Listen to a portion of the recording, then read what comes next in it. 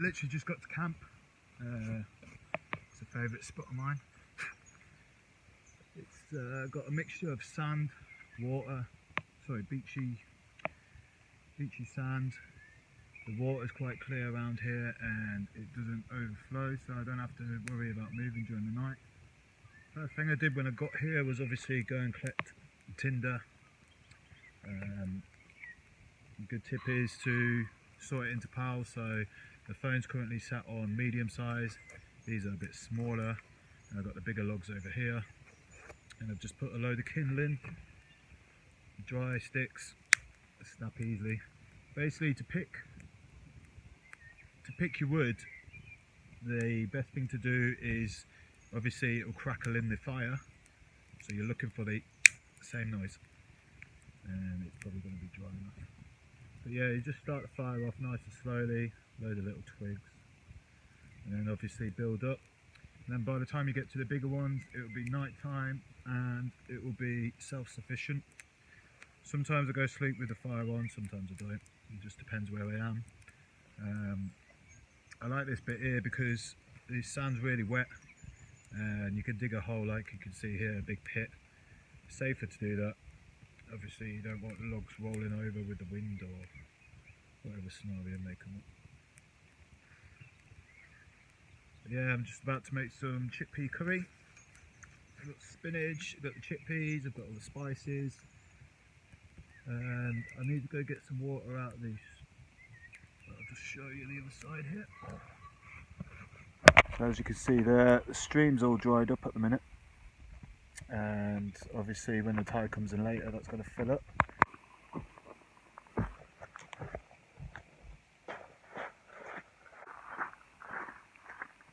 So I've actually done a video on what's this one, the Soya Mini before. This is 16 ounce, and I believe you get a mini filter with it. So obviously I've got the fire cooking over there, so I need some water to start cooking food and to drink. Now, the last time I did this, I did it in Penrith, and it was in a sheep field, and it was out of the sheep trough. And it looked dirty as out, and it came out super clean. So I just want to show you guys how great these are. This was about £22. If you're in America, you're looking at about, I think that works out to about $17. But anyway, I fill it up, that gives me 16 ounce. And then all I've got to do is literally undo this, attach this,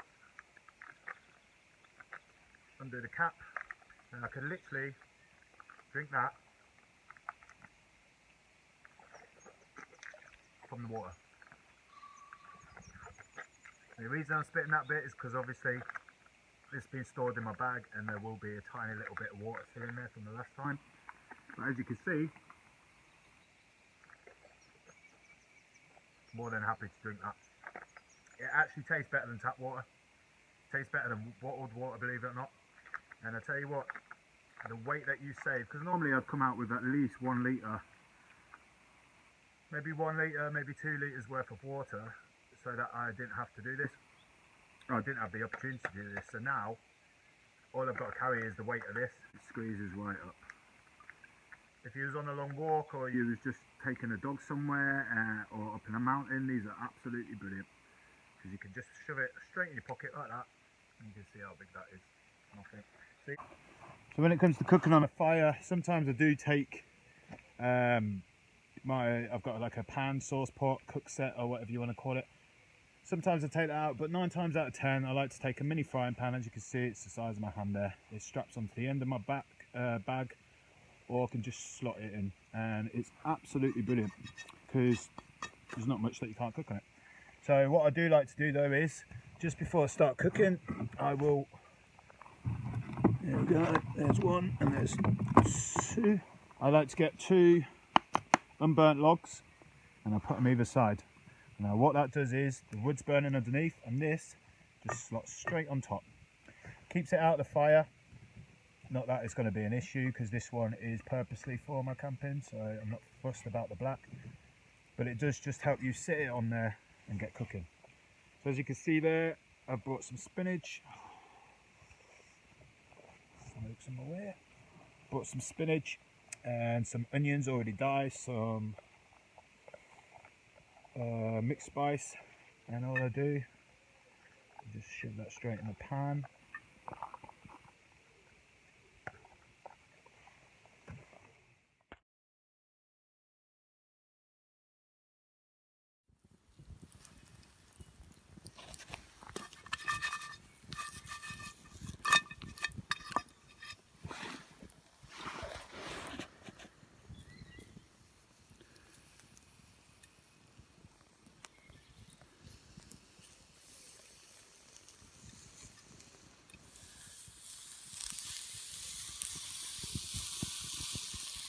Now, most of the things that I've actually cooked out and about, you fucker, right now. Most of the stuff that I cook out and about is actually fresh. A lot of people think it's harder. I think it's a lot easier actually. Ingredients, I mean, on the way I found some garlic. I didn't pick it obviously, but you can find ingredients from outside. If you know what you're picking, if you know what you're eating, most of it's here. We've lived off the land for years.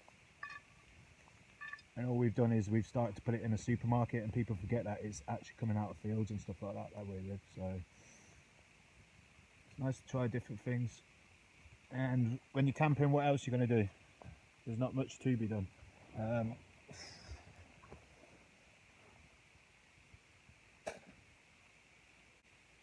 Your time to reflect. You can think what you want, you can think what you need. You can also learn new skills.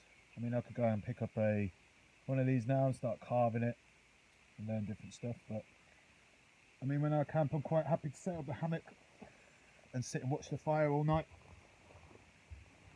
And when it comes to about 6-7 o'clock, especially in this spot, because I've been here a few times, just over there, you can just see it in the light. All of a sudden you'll see, and you'll think that you saw something, and then it'll go away. You'll forget about it. And then all of a sudden there'll be another one, and you'll be looking, and then all of a sudden you look up and there'll be 10, 15, 20, and it's bats, and they do the same circle. So one of them will go that way, and the other one will intertwine with that one and go this way. And it's like a dance. They don't change direction, they're just going on the sound. But I'm not joking, I've sat here before in this same place, and I've had them going all around this camp, just backwards and forwards. I can hear them going past me. And obviously they know where I am, because Sonic or whatever they use, sonar. But yeah, it's one of my favourite things to do is sit in the hammock, watch the fire, and watch these bats just go. Now and again I've had foxes come up. I had a badger once in my bag. That was quite funny because he started hissing at me. I was thinking I was there first, but you know, tell me off. I've seen owls. I've actually watched owls in a tree. I think what else? I've seen all sorts when I've been out. This spot here, there's actually wild, well, I say wild, they have about 4 or 5 fields that are not looked off, surrounded by water where they can't get out. So yeah, this spot's quite popular with wild horses, so it's a favourite of mine. So yeah, they're done. So as you saw before, oh god, that smoke's a killer.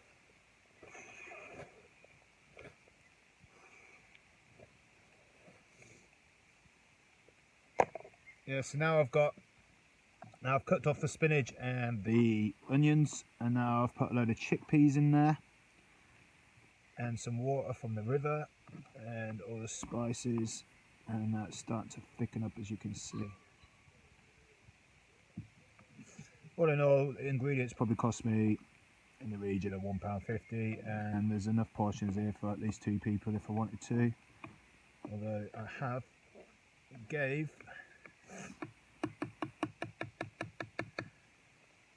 a little fellow over there some of the spinach leaves, so he seems to have shut him up for a while. I think he was trying to mate with the other pheasant across the road there.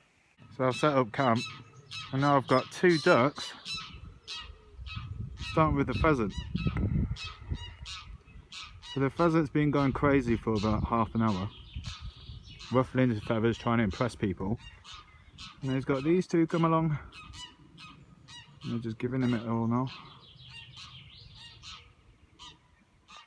Come on, be civil. Chill out. got to stay here tonight. I'm not listening to you lot. Since I've fed him that, he's shut his mouth for a little while, but we'll see. He'll be back in the morning. Now that is absolutely delicious. Not being biased to my own cooking, but I always think that when you cook on a fire, it tastes a lot better than it should. Than it would at home, shall I say. There's something about as well cooking your own meal on a fire that's just primal, I guess. Peaceful.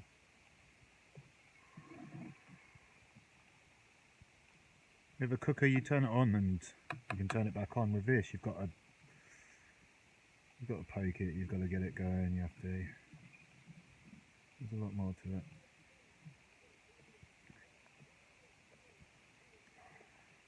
So yeah.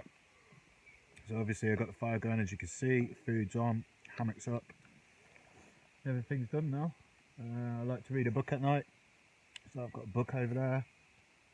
What I generally it's 700 hours now, so I think last light is 9 o'clock tonight. So obviously 9 is when I have to get things tidied up and get the major wood in, and then I can just go sit in that hammock, read a book, watch a podcast, and then fall asleep. And then obviously wake up to the sound of the birds and the owls and probably that fucking pheasant from over there, who knows.